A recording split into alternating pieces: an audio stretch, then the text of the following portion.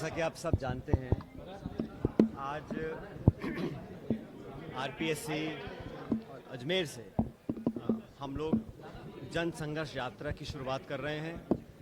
मैंने पहले भी कहा कि ये जो यात्रा हम निकाल रहे हैं, ये जनता के बीच जाने की यात्रा है, जनता के समक्ष उनके साथ रहकर उनकी आवाज़ सुनने, उनकी आवाज़ बनने की यात्रा है। और लगभग 100-125 किलोमीटर की यात्रा की आज हम शुरुआत कर रहे हैं अजमेर से।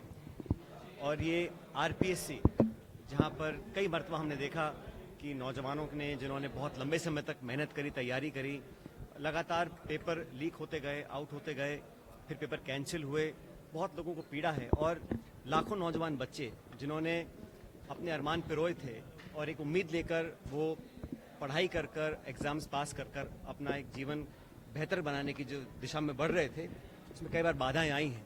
उससे हम सब आहत हैं, कुछ कार्रवाई करी है, लेकिन मुझे लगता है कि और पुख्ता कार्रवाई करने की ज़रूरत इसलिए है क्योंकि लोगों का जो विश्वास और आस्था पूरी व्यवस्था के अंदर है, वो कहीं कमज़ोर ना पड़ जाए। मुझे बहुत से नौजवान मिलते हैं, ऐसी बातों को बोलते हैं। इसलिए जो इस पूरे प्रकरण में लगातार कार्रवाई हुई, करप्शन हुआ, और एक बार नहीं कई मरतबा इस प्रकार के पेपर लीक होते गए, और उस पर अंकुश लगाने में जितनी हमें कामयाबी मिलनी चाहिए थी उतनी हमें मिली नहीं।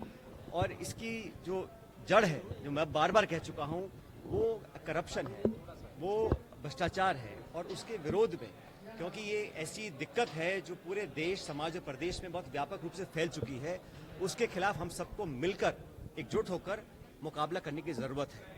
और इसलिए जन संघर्ष यात्रा का हमने आगाज आज किया है अजमेर से। हम लगातार पैदल चलेंगे और जयपुर तक हमारी यात्रा जाएगी। मैंने पहले भी स्पष्ट किया था, ये यात्रा किसी के विरोध में नहीं है, ये यात्रा किसी के खिलाफ नहीं है, ये यात्रा करप्शन और भ्रष्टाचार के खिलाफ है। और मैं समझता हूँ इसमें सब वर्ग, सब धर्म, सब जाति के लोग जो बेहतर भविष्य की कल्पना करते हैं, जो बेहतर राजस्थान को बनाना चाहते हैं, वो सब हमारा सहयोग देंगे।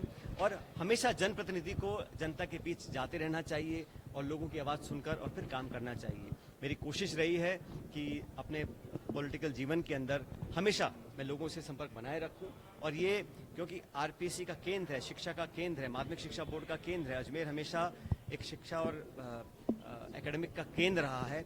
और ये यात्रा यहाँ से निकलेगी, मैं उम्मीद करता हूँ इसमें सब लोग हमारे साथ जुड़ेंगे। और इस यात्रा से अंत स्टेटमेंट आया, वो कह रहे हैं कि ये एक मजाक है। देखिए, मैंने हमेशा अपने राजनीतिक जीवन में लोगों के साथ, जनता सबसे बड़ी ताकत एक जनप्रतिनिधि की होती है, तो लोगों के साथ, उनके जज्बातों के साथ, उनकी सोच के साथ, उनकी परिकल्पना के साथ अपने आप को जोड़ने की मैंने कोशिश की है। और कोई कुछ भी कहे, लेकिन पब्लिक के साथ रहना, इस गर्मी के मौसम में हम लोगों ने अगर संकल्प लिया है तो लोगों के विश्वास पर लिया है। और ये यात्रा हम निकाल रहे हैं ताकि युवाओं का जो एक उद्देश्य है, जो युवा उम्मीद करते हैं, उसको हम पूरा कर सकें। और मैं यात्रा निकाल रहा हूँ, हम पैदल चलेंगे और हमेशा जो जनता के बीच में रहा, जनता की आवाज़ को सुना, जनता की आवाज़ बना, उसको लोगों ने पसंद किया है। अंत में हासिल हम ये करना चाहते हैं कि एक बेहतर व्यवस्था कायम हो। जो सिस्टम है, जो हमारा पूरा ढांचा है, उसमें जो कमियां हैं उसको हम ठीक कर सकें। और मैंने पहले भी कहा कई सभाओं में राजस्थान भर में कि छोटे मोटे अधिकारी कर्मचारी जिनको पकड़ा गया है, शायद ये सिलसिला वहाँ तक समाप्त नहीं होगा, इसमें और प्रभावी ढंग से कार्रवाई करने की ज़रूरत है ताकि सचमुच जो सरगना है, पहले कहा गया कि इसमें कोई अधिकारी, कोई नेता शामिल नहीं है, अब वो कटारा जी जो मेंबर आरपीएससी हैं उनको अरेस्ट किया गया है, तो इसके तार और कहाँ जुड़े हैं, एक बहुत गहरी तफ्तीश करने की ज़रूरत है ताकि भविष्य में लोगों को विश्वास रहे कि इस प्रकार के प्रकरण दोबारा नहीं होंगे। और जिन नौजवानों के साथ ये प्रकरण हुआ, जहाँ पर पेपर लीक हुए, पेपर कैंसिल हुए, उन लोगों की हम बात सुनेंगे। आगे समस्या का समाधान कैसे निकल सकता है, उनको कैसे हम मदद, सहायता, सहयोग कर सकते हैं, इन तमाम मुद्दों को लेकर। करप्शन, और मैंने बार बार कहा, वसुंधरा जी के कार्यकाल में जो तमाम भ्रष्टाचार हुए, चाहे वो बजरी का हो, चाहे वो ज़मीन का हो, चाहे वो तरह तरह के घोटाले जिनका हमने आरोप लगाया था, उन आरोप पर लगाने के बाद आज तक कार्रवाई ढंग से नहीं हो पाई। ये बात सच है।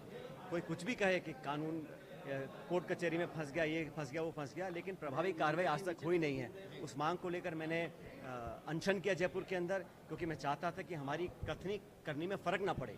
हम विपक्ष में थे, आप सब साक्षी इस बात के, हम लोगों ने लगातार आरोप लगाए। आज भी हम कर्नाटक में चुनाव जीत रहे हैं क्योंकि हमने कर्नाटक की भाजपा की भ्रष्ट सरकार पर आरोप लगाए, लोगों ने आरोपों को स्वीकार किया, इसलिए कांग्रेस से पक्ष मतदान वहां पर हुआ है कर्नाटक के अंदर। और राजस्थान में भी जब हम विपक्ष में थे, हमने लगातार कहा कि वसुंधरा जी की सरकार में सरेआम भ्रष्टाचार हुआ है।